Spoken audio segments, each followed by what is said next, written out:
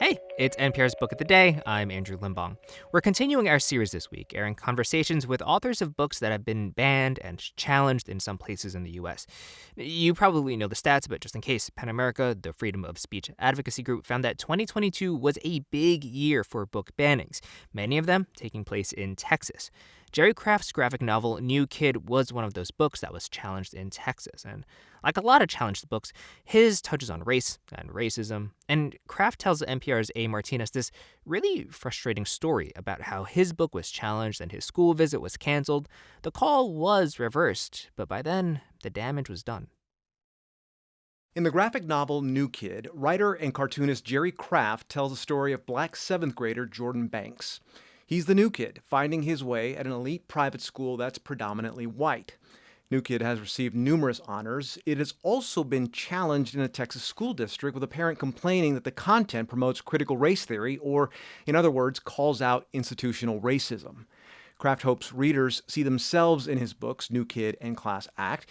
And he told me that his character, Jordan Banks, is partly based on himself. He loves to draw, as did I. He wanted to go to art school, as did I. His mom and dad didn't want him to go to art school because the only term that they had ever heard, like my parents, with artists, was starving artists.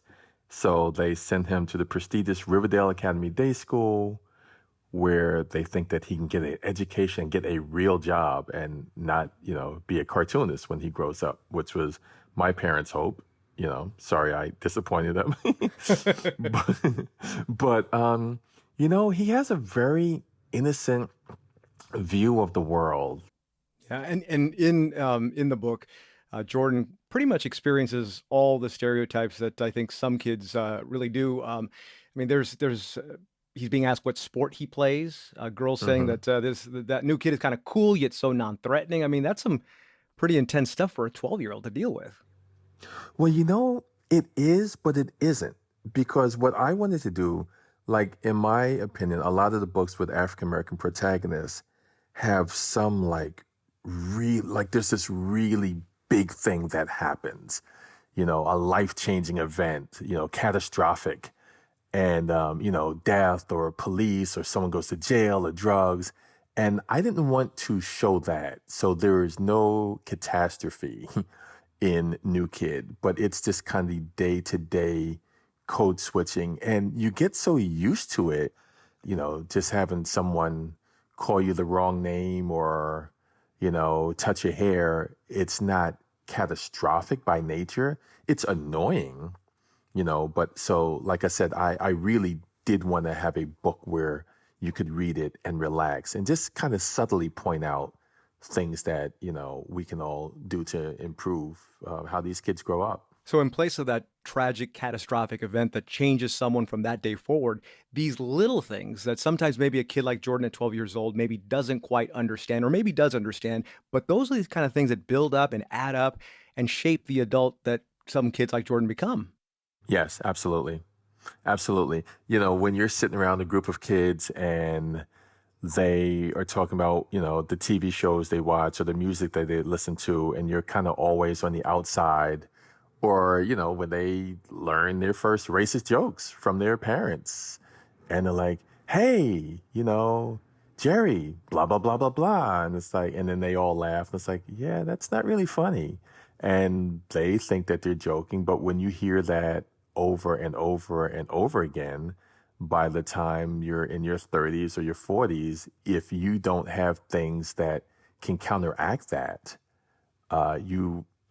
you're trained in a lot of ways to be a second class citizen. Even taking my sons to the movies, whereas, their white counterparts, if they wanted to see someone that looked like them, their parents took them to see Harry Potter and, Percy Jackson. And, our versions was 12 Years a Slave and Harriet Tubman. And, you know what I mean? Like, there just aren't a lot of happy stories. You have no aspirations. And I have a teacher who emailed me, and, all the kids were going around saying what they wanted to do when they grow up. And the black kid in the class goes, well, if I live to be 18, I hope to do blah, blah, blah. If I live to be 18. If I live to be 18, right. So I wanted to have a book where there is hope. Yeah, I mean, so New Kid and Class Act, they just sound like coming of age stories. I mean, you're writing about a lot of the experiences that you had as a kid, but that's what it basically comes down to. Now, Jordan Banks is a very specific kid, and these are his specific experiences. But I want to know, Jerry, like, what was your understanding then about what caused people to call for the banning of your book? What was there a specific example in the book? Anything like they could point to say that's why it should be banned? No, because first of all, when I heard that it was banned, I tried to research it, and I found that it was being banned because it teaches critical race theory. So my first step was to Google critical race theory because Wait, at the you didn't know time what it was? I had no idea what it was. And then they start lobbing terms like Marxism.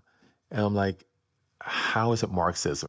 You know, they get these terms and they've not even read the book, because when they pulled it from the school system in Katy, Texas, they did a review, and then the adults who actually read the book, they were like, there was nothing wrong with this, but they had already canceled my school visit, and they took the books off the shelf. And when they read it, they immediately put it back on the shelves. They apologized, and they said, we would love it if you would, reschedule your school visit, which I did, because at the end of the day, it's the kids, who'd be missing out.